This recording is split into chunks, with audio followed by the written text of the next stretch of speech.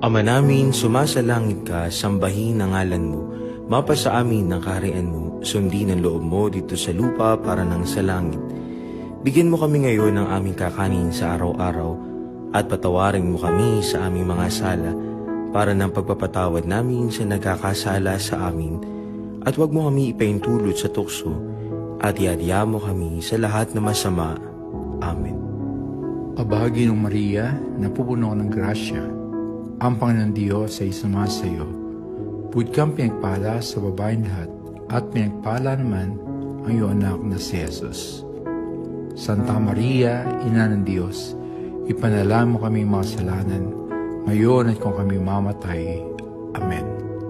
Sumasampalataya ako sa Diyos Amang makapangyarihan sa lahat na may gawa ng langit at lupa. Sumasampalataya ako kay Jesucristo, isang anak ng Diyos,